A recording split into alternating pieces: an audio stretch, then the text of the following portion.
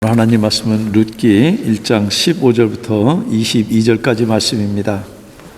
우리 어린이들 가운데 나는 아무 근심 걱정 없어요 하는 분 한번 손 들어보세요. 나는 아무 문제 없어요. 왜 손 안 드세요? 다 있어요? 엄마 품에 안긴 젖대인 아이가 아닌 다음에는 다 근심이 있습니다. 다 여기 지금 단정하게 있고 아무 문제 없는 것 같죠? 옆에 사람 다 문제 있어요. 나도 문제 있어요. 근데 안 믿는 사람만 그러는 게 아니라 믿는 사람도 크게 다르지 않아요. 예수 믿었더니 아무 문제 없어졌다? 거짓말이에요. 그러면 주님의 약속이 어떻게 된 거죠? 주님이 마태복음 28장에 분명히 뭐라고 그러셨어요? 세상 끝날까지 내가 항상 너희와 함께 있겠다 그러셨잖아요. 근데 하나님이 우리와 함께 계시면 왜 우리가 지금 문제가 있어요? 우리가 근심의 터널을 지날 때마다 주님이 우리와 항상 함께 있겠다고 하신 그 말씀을 의심합니다. 그리고 주님이 멀리, 때로는 아예 안 계시는 것처럼 느끼지 않나요? 목사님만 의심이 많아서 그런가요?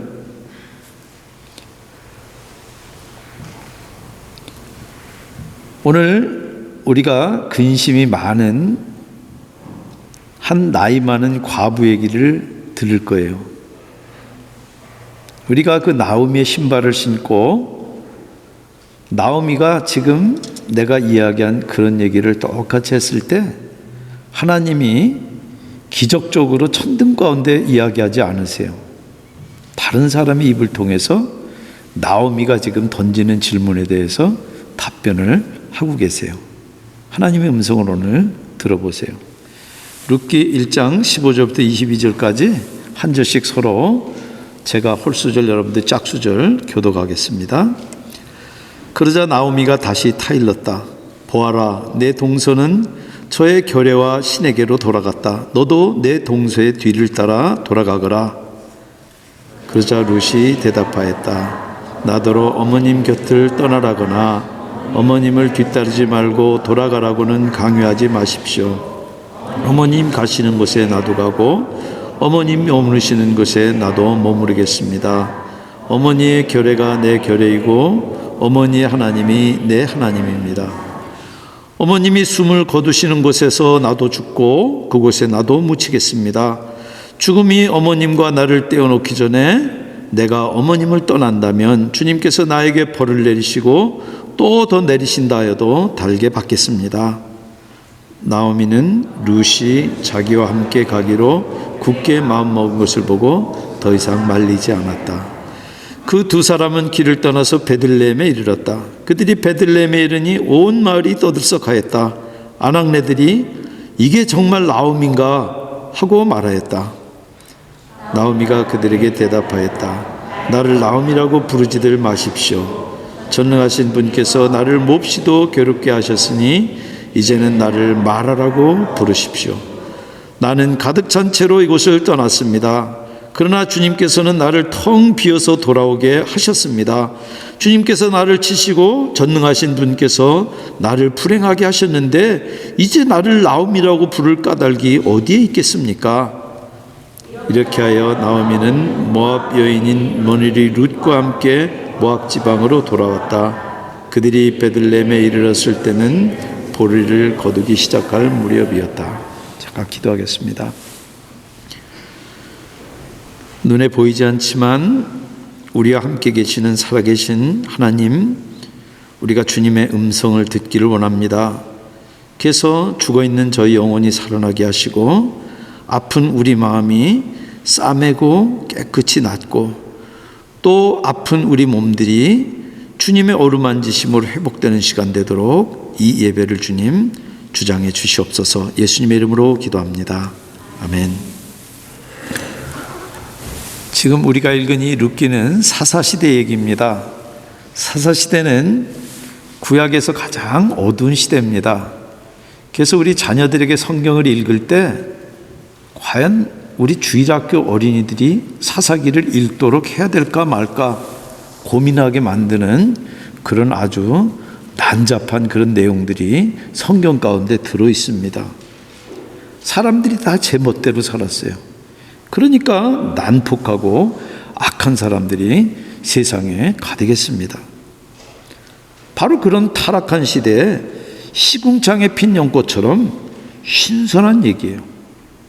그래서 읽는 사람, 듣는 사람들의 마음을 시원하게 하고 어떻게 인간 세상이 이럴 수 있을까? 절망했던 사람들이 이럴 수도 있구나 하고 새로운 소망을 품게 합니다. 근데 19절에 보니까 베들레헴에 도착하죠. 지금 시어머니 나오미와 며느리 룻이 베들레헴에 도착합니다. 이 베들레헴은 히브리 말로 이것이 집이란 뜻입니다. 레헴이 떡이란 뜻입니다. 그럼 두 개 합치면 뭐가 됩니까? 떡집. 주민이 1000명도 안 되는 그런 작은 성읍이에요. 근데 예수님은 큰 성읍들 다 놔두고 그 작은 떡집 베들레헴에서 생명의 떡으로 태어나세요. 그것도 바로 오늘 지금 우리가 읽은 이 나오미라고 하는 불행한 여인의 그 근심과 불행을 통해서 나오세요.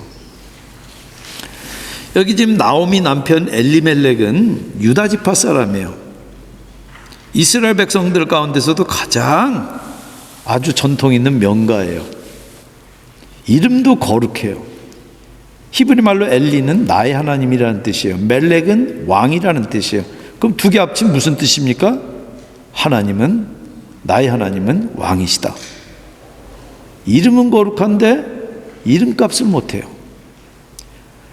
엘리멜렉은 베들레헴에 비가 오지 않아서 농사를 지을 수 없게 되니까 미련 없이 떠나버려요. 약속의 땅을 버리고 이방 땅 모압으로 이민을 가버려요. 그래서 떡집에서 떡을 찾아서 떠났다가 모압에서 죽어요. 엘리멜렉뿐만 아니라 두 아들 말론과 기련까지 죽어요. 그러니까 이 나오미는 며느리 오르바와 룻과 함께 덩그러니 남아요. 그랬다가 나오미가 바로 고향 떡집에 다시 풍년이 들었다는 소식을 듣고 돌아오는 슬픈 얘기예요. 여러분들 이 룻기 1장 1절을 보면은 시대 배경이 나와요. 4장 18절을 보면 거기 족보가 나와요. 그럼 무슨 얘기입니까? 지금 이 룻기는 소설이 아니라는 얘기예요.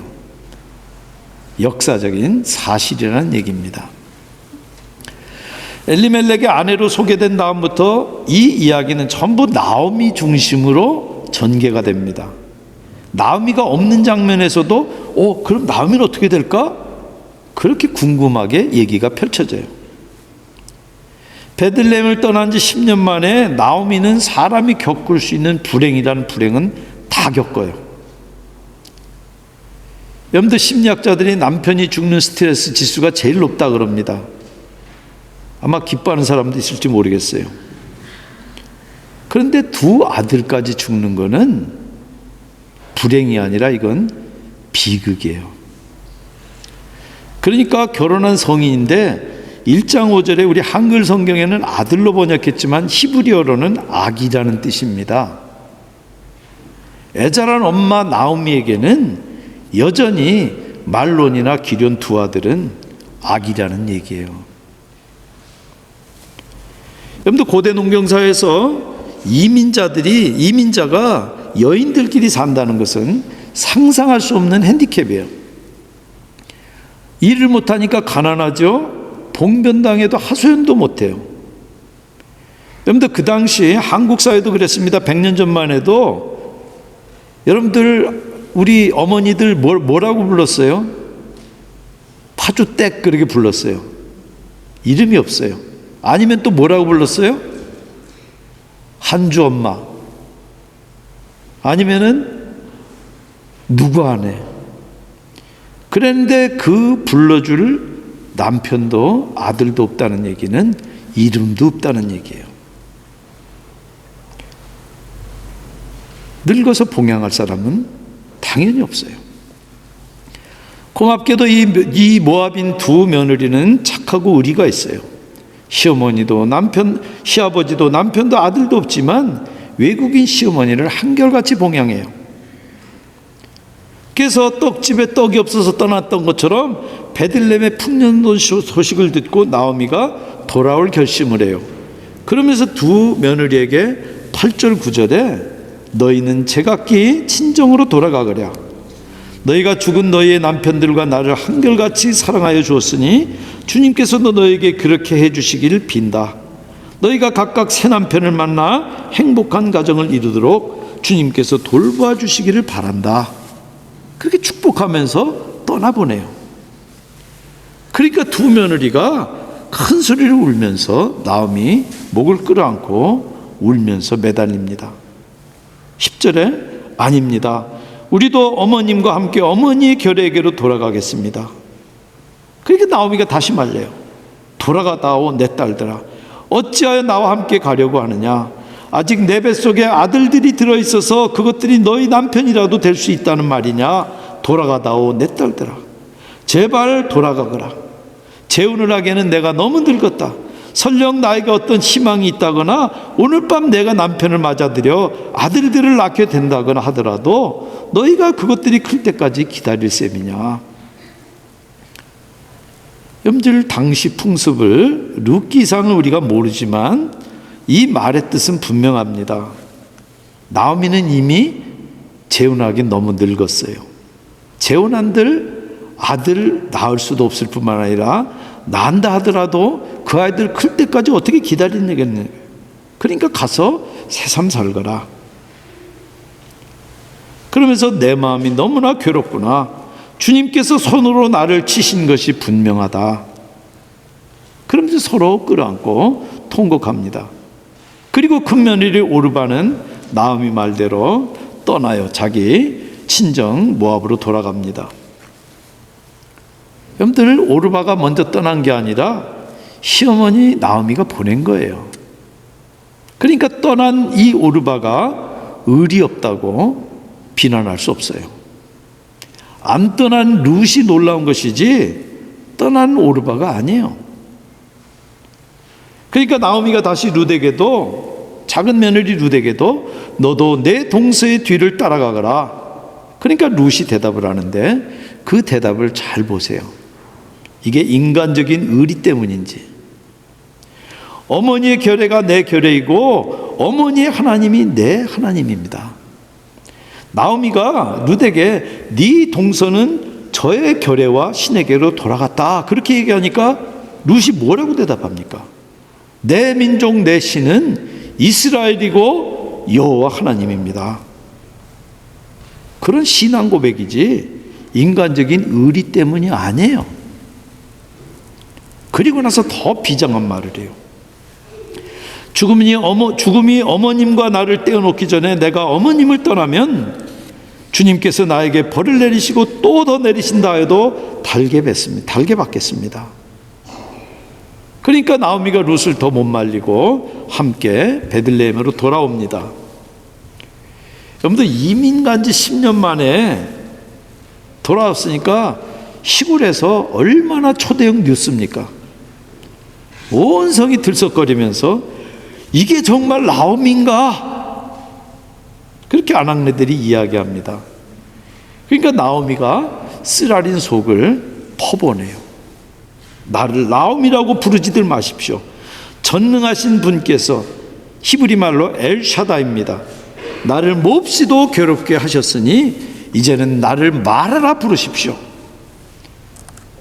이 나오미라는 말은 히브리어로 기쁘다는 뜻이에요. 마라는 쓰다는 뜻이에요.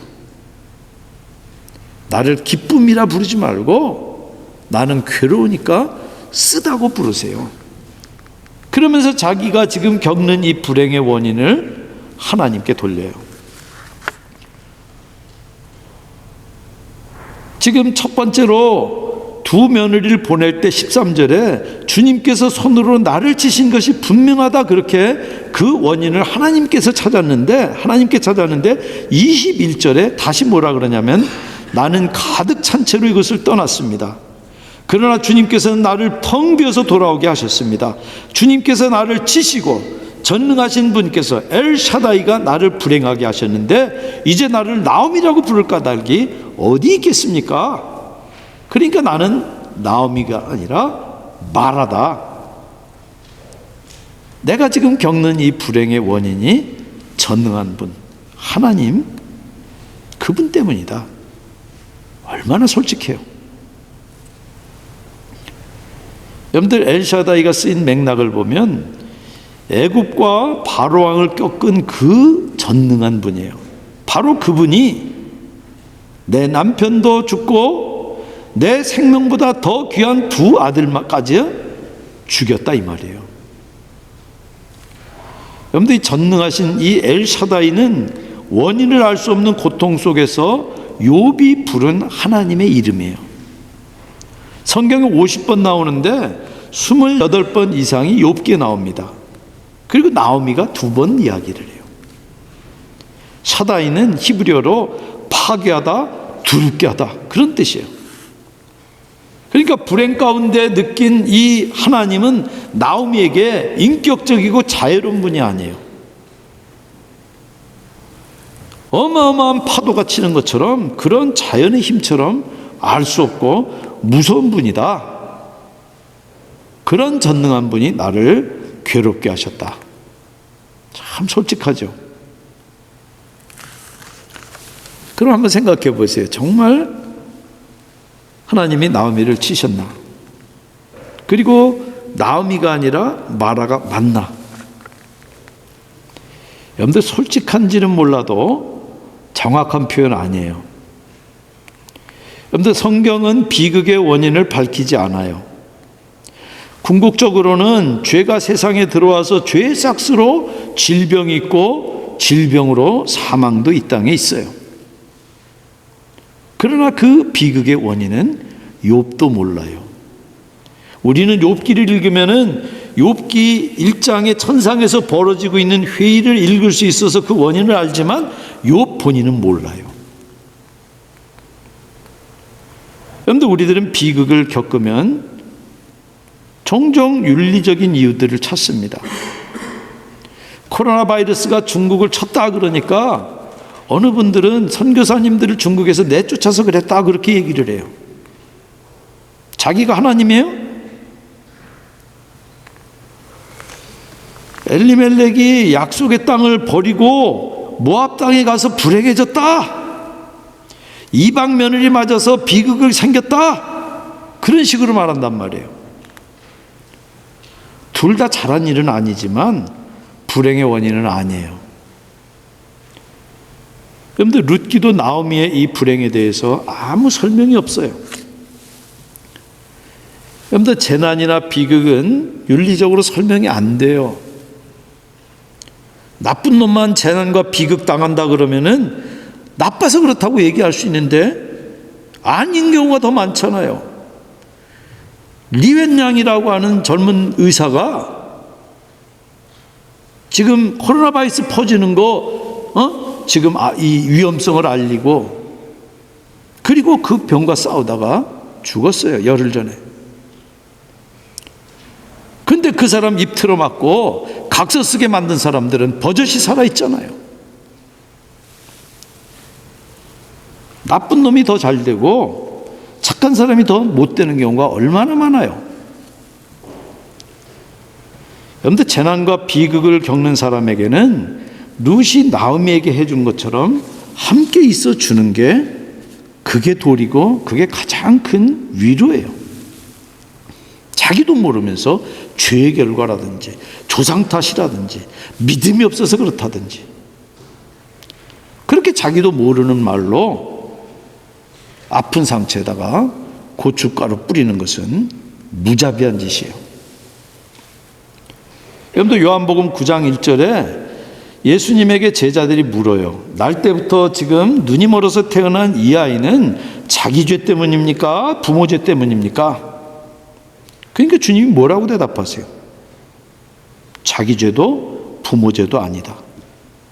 하나님께서 하시는 일들을 그에게서 드러내시려는 것이다.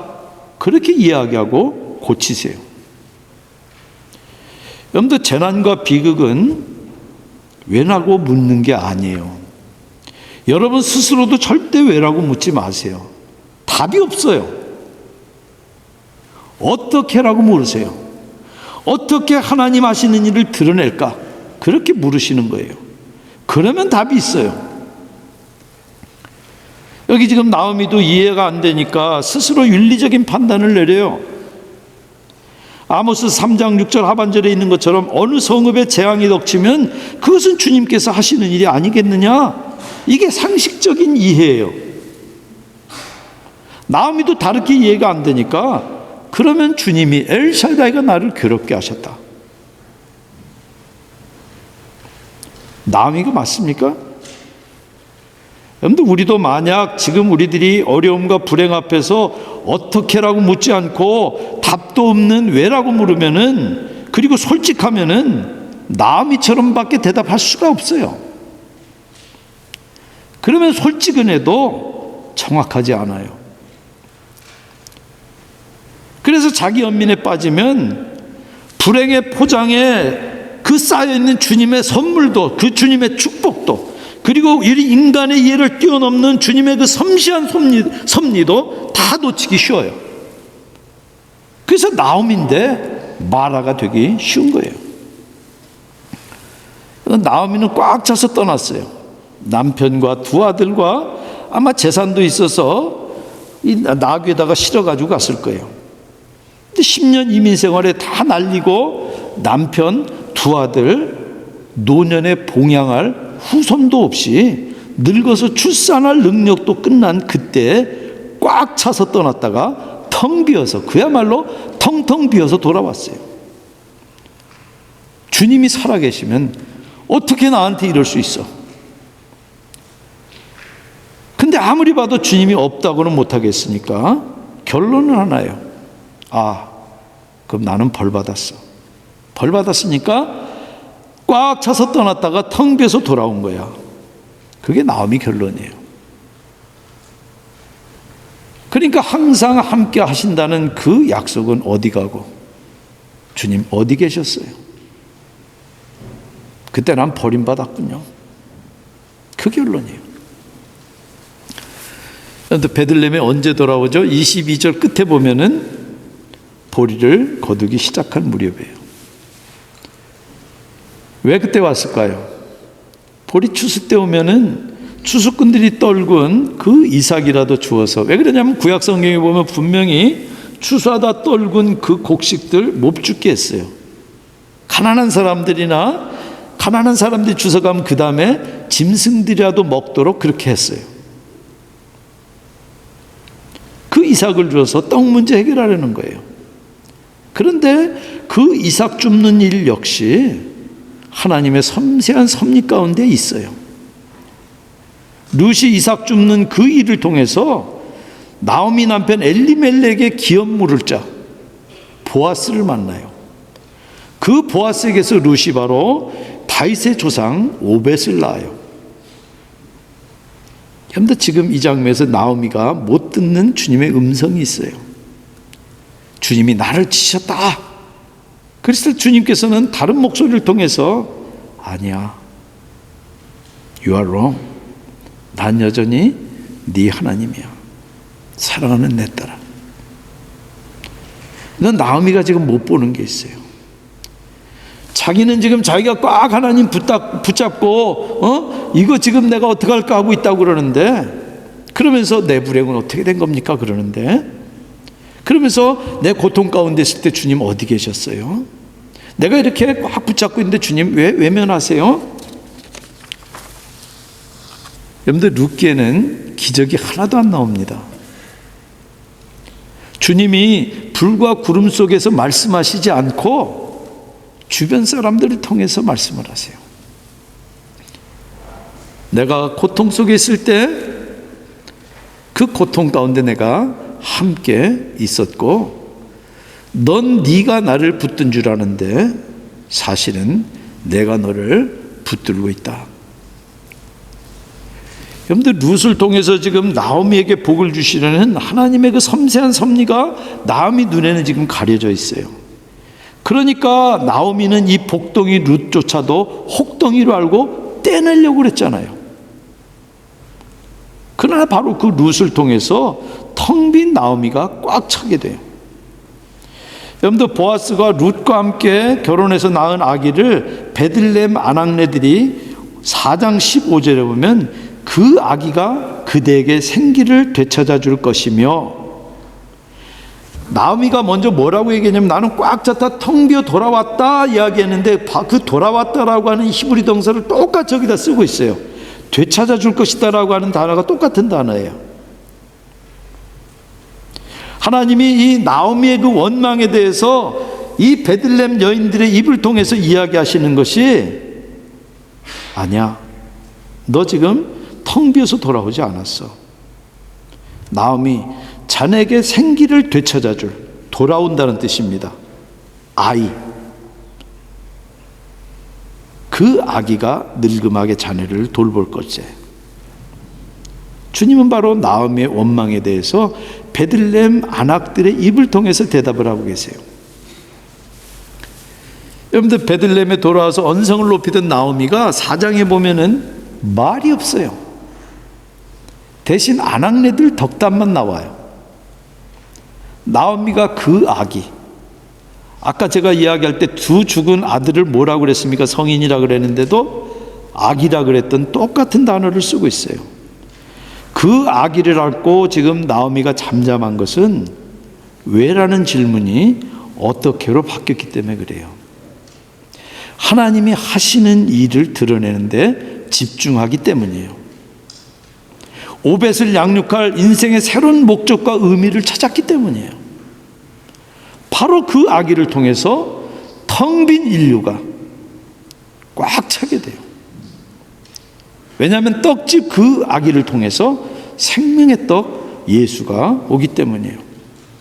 그래서 나오미뿐만 아니라 온 인류의 죄와 고통의 문제를 해결하기 때문이에요. 주님이 지금 여기 분명히 이야기하고 계세요. 예, 난 널 사랑한다. 네 고통 속에 나 없었다고 따지니? 그런데 네 힘으로 버틴 줄 아니? 아니야, 내가 널 붙들고 여기까지 왔고 앞으로도 영원히 너희와 함께한다. 사랑하는 여러분, 주님은 정직한 기도를 기뻐하십니다. 나오미가 이렇게 쓴속 쏟아낸 거 한 번도 꾸짖지 않으세요. 그러나 주님께서 관계 속에 베푸신 그 사랑과 위로, 그리고 주님의 섭리를 절대 가볍게 여기지 마세요. 다른 데서 찾지 말고 여기서 눈 열고 보세요. 여기서 귀 열고 들으세요. 여러분들, 허름한 아파트에 살던 해티 그린이라고 하는 여인은 죽을 그 당시 철도 주식을 2천만 불이나 지금으로 따지면 어마어마한 돈입니다. 그 거부인데 신문지 깔고 신문지 덮고 죽었어요. 구두쇠 노릇해서 돈을 많이 모았지만 한 푼도 못 쓰고 죽었어요. 그런데 주님이 내 주님이신 그 복과 특권도 나오미처럼 쓴뿔에 눈이 가려지면 지금 약속의 땅에 돌아온 것도, 베들레헴 안악들의 그 위로도 무시하게 돼요. 복덩이 룻도 혹덩이로 보게 돼요. 그래서 마라가 돼요. 여러분은 절대 마라가 아니에요. 한 번 나오면은 영원한 나옴이에요. 쓰림이 아니라 기쁨이에요. 그런데 우리가 가는 길 모릅니다. 그러나 지금 다시 여러분이 나오미인 사실은 분명합니다.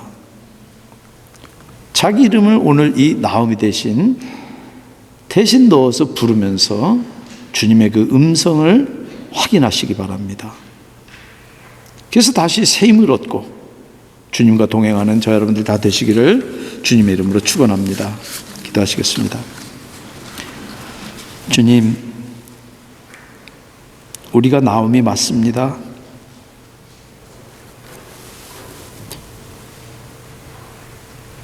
우리가 이해할 수 없을지라도 주님의 인자하심과 선하심 믿고 한 걸음 한 걸음 주님의 인도하심 따라가는 저희 되게 해주세요. 예수님 이름으로 기도합니다. 아멘. 다